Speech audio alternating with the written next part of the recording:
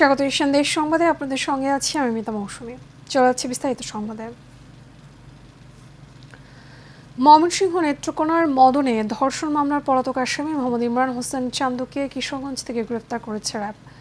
Press বিজ্ঞপ্তিতে RAB 14 CPC 2 কিশোরগঞ্জের squadron leader company commander Mohammad Ashraful Kabir বলেন, গতকাল রাতে গোপন সংবাদের ভিত্তিতে কিশোরগঞ্জ থানার সদর থানার বড়পুল মোড় এলাকায় অভিযান চালিয়ে ইমরান হোসেনকে গ্রেফতার করা হয়।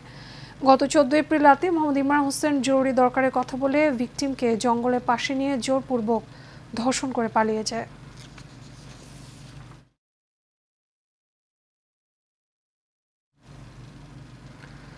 বরিশালে গৌরনদীতে খাবারের প্রলোভন দেখিয়ে নানাবাড়ি বেড়াতে আসা 5 বছরের এক শিশু কন্যাকে শ্লীলতাহানির অভিযোগে 65 বছরের এক বৃদ্ধকে গ্রেপ্তার করেছে পুলিশ।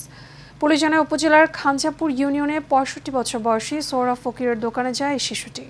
এ সময় খাবারের প্রলোভন দেখিয়ে পাশের বাড়িতে নিয়ে শিশুটি শ্লীলতাহানি করে ওই বৃদ্ধ। বিষয়টি পরিবারকে জানালে শিশুটির মা গৌরনদী মডেল থানায় একটি অভিযোগ দায়ের করেন। পরে পুলিশ সোহরা ফকিরকে গ্রেপ্তার করে আদালতের মাধ্যমে জেল হাজতে পাঠায়।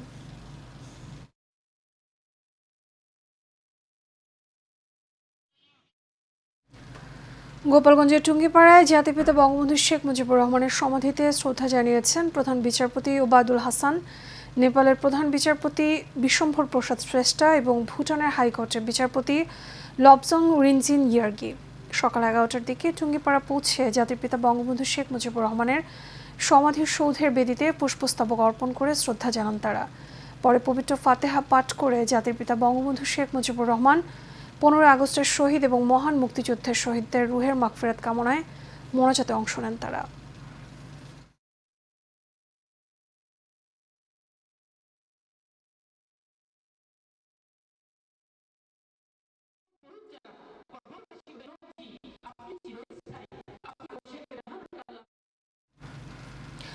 দুর্নীতি মহোৎসব চলছে নেত্রকোনার জনস্বাস্থ্য প্রকৌশল কার্যালয়ে। টেন্ডার নিয়ন্ত্রণ ব্যাংকের মাধ্যমে ঘুষ নেওয়ার অভিযোগের পর সম্প্রতি উঠেছে টেন্ডার জালিয়াতির অভিযোগও। আর এসব অভিযোগই উঠেছে নির্বাহী প্রকৌশলী মশিউর রহমানের বিরুদ্ধে। যদিও এসব অভিযোগের কোনো ভিত্তি নেই বলে দাবি এই প্রকৌশলীর। আরও জানাচ্ছেন মাঝারুল আমিন শুভ। নেত্রকোনায় বিভিন্ন উপজেলায় ডিপ টিউবওয়েল বসানোর প্রকল্পে জালিয়াতির অভিযোগ উঠেছে জনস্বাস্থ্য প্রকৌশল কার্যালয়ের নির্বাহী প্রকৌশলী মশিউর রহমানের বিরুদ্ধে। ঠিকাদারি প্রতিষ্ঠান মেসার্স সনি ট্রেডার্স ভুয়া সার্টিফিকেট দাখিল করলেও তা সঠিক বলে প্রত্যয়ন দেন এই প্রকৌশলী।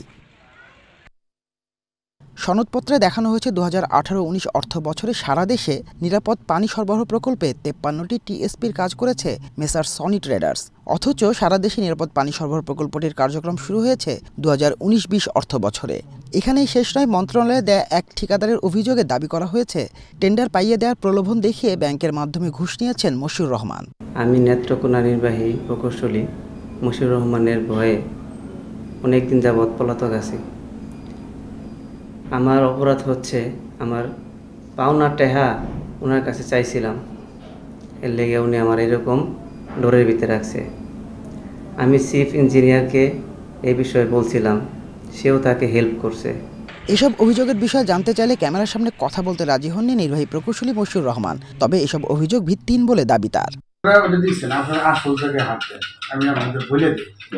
প্রতি বছরই বরাদ্দ আসে না, প্রতি বছরই বরাদ্দ আসে। হ্যাঁ, বরাদ্দটা দেয় হচ্ছে আপনার এমপি দেয় আর উপজেলা চেয়ারম্যান দেয়। কয়টা আদিবাসীদের দিচ্ছে 5 বছর, এটা খবর নিয়ে তো নিয়ে পত্রিকায় দিয়ে বা নিউজ করে কয়টা ওনারা বরাদ্দ দিছে, কয়টা আমরা তো কাজ বাস্তবায়ন করে দেই। হ্যাঁ, বিষয়টা এরকম না, ভিতরে ঢুকেন, ইন ডেপথে ঢুকেন যে এমপি মহোদয় কয়টা দিছে ওই আদিবাসীদের আর উপজেলা চেয়ারম্যান কয়টা দিছে। এর আগে 2019 সালে কিশোরগঞ্জে থাকাকালে নানান অভিযোগে বিভাগীয় মামলা হয়েছিল মশিউর রহমানের বিরুদ্ধে। পরবর্তীতে সতর্ক করে তাকে অব্যাহতি দেওয়া হয় ওই মামলা থেকে। মাঝারুল আমিন শুভ, এশিয়ান টেলিভিশন। নারায়ণগঞ্জের রূপগঞ্জের দক্ষিণবাগে পূর্বশত্রুতার জেরে বাড়িঘরে হামলা করে আসবাবপত্র সহ ভাঙচুর, নগদ টাকা এবং স্বর্ণালংকার লুটপাট ও নারীদের শ্লীলতাহানি সহ বসতঘরে আগুন দেওয়ার অভিযোগ উঠেছে। এ সময় আরও 3টি পরিবারের উপর হামলা করে সন্ত্রাসীরা। ভুক্তভোগী দক্ষিণবাগের বাসিন্দা জাকির ভূঁইয়া বলেন, তাদের সাথে পূর্বশত্রুতা থাকায় স্থানীয় চিহ্নিত সন্ত্রাসী বশর উদ্দিনের ছেলে রাশেদুল এবং তার বাহিনী শ্যামল, মিঠু, অমূল্য, বাবু সহ 30 জন বৃহস্পতিবার বিকেলে এই হামলা করে। পরে গ্রামবাসীর ধাওয়ায় তারা মোটরসাইকেল রেখেই পালিয়ে যায়। এই ঘটনায় রূপগঞ্জ থানায় অভিযোগ দেওয়া হয়েছে। পবিত্র ঈদুল আজহাকে সামনে রেখে ভারতীয় সীমান্তবর্তী জেলা জয়পুরহাটের প্রায় 14,000 খামারি গরু পালন করেছেন। গোখাদ্য, ওষুধ এবং বিদ্যুৎ সহ অন্যান্য খরচ বেড়ে যাওয়ায় গরু প্রতিপালনে খরচও বেড়েছে বহুগুণ। এ অবস্থায় আশানুরূপ দাম না পাওয়ায় হতাশ খামারিরা। উৎপাদন খরচ অধিক হলেও এবার কোরবানির ঈদে ভারত থেকে গরু স্থানীয় হাটগুলোতে না আসলে স্বাবলম্বী হতে পারবেন বলে প্রত্যাশা করছেন জেলার গরু খামারিরা।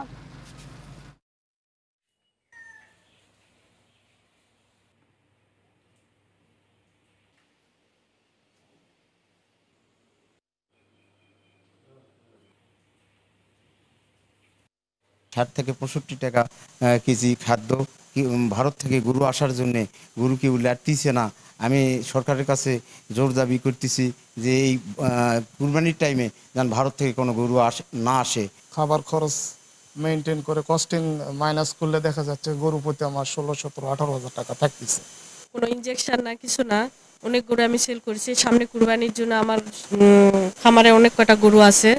আমরা খামারিদের বিভিন্নভাবে পরামর্শ দিচ্ছি যেন এই সময়টাই কোনো রোগবালাই না হয়, এই জন্য উঠান বৈঠক করা হচ্ছে। সুন্দর সুস্থভাবে গবাদি পশুটা বিক্রয় হয়।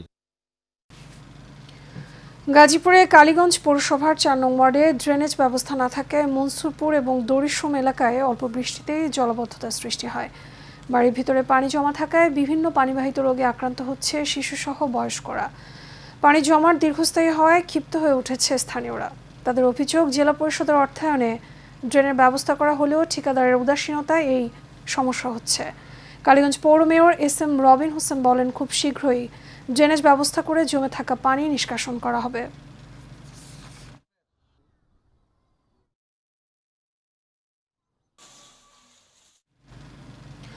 ষষ্ঠ উপজেলা পরিষদ নির্বাচনে চতুর্থ ধাপে নবীনগর উপজেলা পরিষদ নির্বাচনে চেয়ারম্যান পদে ফারুক আহমেদ, ভাইস চেয়ারম্যান পদে মোহাম্মদ মেহেদি হাসান এবং মহিলা ভাইস চেয়ারম্যান পদে মাহমুদা আক্তার শিউলি নির্বাচিত হয়েছেন।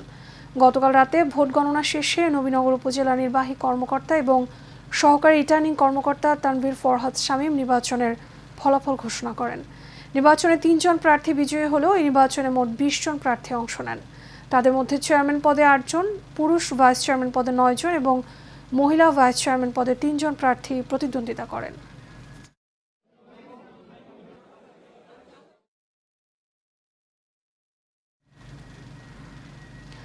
গোপালগঞ্জের টুঙ্গিপাড়ায় জাতির পিতা বঙ্গবন্ধু শেখ মুজিবুর রহমানের সমাধিতে শ্রদ্ধা জানিয়েছেন চট্টগ্রাম সীতাকুণ্ড উপজেলার নবনির্বাচিত চেয়ারম্যান আরিফুল আলম চৌধুরী রাজু এবং ভাইস চেয়ারম্যান গোলাম মহিউদ্দিন। দুপুরে টুঙ্গিপাড়া পৌঁছে জাতির পিতা বঙ্গবন্ধু শেখ মুজিবুর রহমানের সমাধির সৌধের বেদিতে পুষ্পস্তবক অর্পণ করে শ্রদ্ধা জানান তারা। পরে বেদির পাশে কিছুক্ষণ নীরবে দাঁড়িয়ে থাকেন। এ সময় পবিত্র ফাতেহা পাঠ করে জাতির পিতা বঙ্গবন্ধু শেখ মুজিবুর রহমান 15 আগস্টের শহীদ এবং মহান মুক্তিযুদ্ধে শহীদদের রুহের মাগফিরাত কামনায় মোনাজাতে অংশ নেন তারা।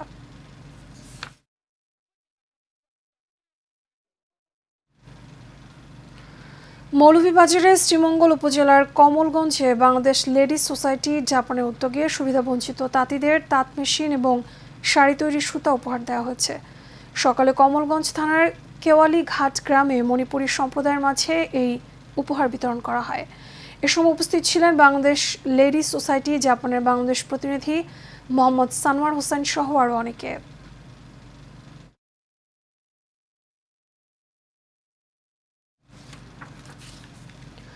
লক্ষ্মীপুরে মাছ চাষে ভাগ্য ফিরেছে প্রায় 4,000 চাষির। রেণু পোনা কিংবা মাছের পোনা চাষে মিলছে বছরে প্রায় 1.5 থেকে 3 লাখ টাকা আয়। ভালো আয় হওয়ায় পরিবার নিয়ে সুখে থাকার কথা বলছেন মৎস্য চাষিরা। লক্ষ্মীপুর থেকে জয়ুল ইসলাম টিটু পাঠানো তথ্য ছবিতে বিস্তারিত জানাচ্ছেন আরফে ইসলাম হিমু। লক্ষ্মীপুরে মৎস্য অফিসের তত্ত্বাবধানে ও পল্লী কর্ম সহায়ক ফাউন্ডেশনের অর্থায়নে কমিউনিটি ডেভেলপমেন্ট সেন্টার কোডেকের উদ্যোগে রায়পুর উপজেলার মোল্লারহাটে 112 জন উদ্যোক্তা তৈরি করা হয়েছে। এই মৎস্য সদস্যদের মধ্যে উদ্যোক্তা চিহ্নিত করে তাদের মৎস্য চাষে রেণু ও প্রয়োজনীয় উপকরণ বিতরণ করা হচ্ছে। এতে একজন উদ্যোক্তা বছরে 1.5 থেকে 3 লাখ টাকা আয় করে স্বাবলম্বী হচ্ছেন। পোনা কিছু বিক্রি করছি আর আমার 7টা বছর ভাগ করে দিছি। আর আমি আল্লাহর রাখলে কোটাকের এই পোনা দিয়ে আমার সংসার খুব ভালো চলছে। কোটাকের সহযোগিতা আমি পরিবার নিয়ে আমি অনেক সুখী আছি, আমি লাভবান হইতে আছি। আমার পুকুর আছে 2টা আছে। আমার 25,000 টাকা খরচ হয়েছে, সর্বোচ্চ আমি 1,50,000 টাকাই বিক্রি করেছি। জেলায় কোডেকের আওতায় 4,000 মৎস্য উদ্যোক্তা তৈরি করা হয়েছে বলে জানান এই কর্মকর্তা। এই অত্র অঞ্চলে যাতে মাছ চাষের ক্ষেত্রে ব্যাপক একটা উন্নতি বা পরিবর্তন ঘটাইতে পারি, এজন্য সার্বিকভাবে আমরা চেষ্টা করে যাচ্ছি। এগ্রিকালচার ভিত্তিক কাজের অংশ হিসেবে মৎস্য চাষে গুরুত্বপূর্ণ ভূমিকা রেখে আসছে। এদিকে মৎস্য চাষীদের মাঠ পর্যায়ে বিভিন্ন প্রশিক্ষণ এবং প্রযুক্তি ব্যবহার শেখাতে কাজ করছে জেলা মৎস্য বিভাগ। সরকারি এবং বেসরকারি যে উদ্যোগের ফলে মৎস্য খাত আরও এগিয়ে যাবে, এর জন্য আমি বিশেষ করে যে কোডেক কর্তৃপক্ষ এবং বিশেষ করে যারা যে ফান্ড দিচ্ছে, ফান্ডিং করছে আমাদের পিকেএসএফ, তাদেরকে ধন্যবাদ জানাচ্ছি। পিকেএসএফ এর আর্থিক সহযোগিতায় 1985 সাল থেকে উপকূলীয় অঞ্চলে পিছিয়ে পড়া জনগোষ্ঠীর আর্থিক উন্নয়নে কৃষিকাজে সহযোগিতা করে আসছে কোডেক। আরভি ইসলাম হিমু, এশিয়ান টেলিভিশন। কক্সবাজারের রামু রাজারকুলের রেললাইনের ব্রিজের মুখে ডোবায় পড়ে 2 শিশুর মৃত্যু হয়েছে। গতকাল সন্ধ্যে 6:30টায় ইউনিয়নের মৌলভীপাড়া গ্রামে এই ঘটনা ঘটে। নিহতরা হলেন সৌদি প্রবাসী আবদুল্লাহর ছেলে রিহাব এবং মেয়ে মারিয়া। স্থানীয়রা জানায় গতকাল বিকেলে ওই 2 শিশুকে খুঁজে পাওয়া যাচ্ছিল না। সন্ধ্যার দিকে জেলে হাসমতুল্লাহ নামে এক ব্যক্তি মাছ ধরতে ডোবায় জাল ফেললে 2 ভাই বোনের মরদেহ উঠে আসে।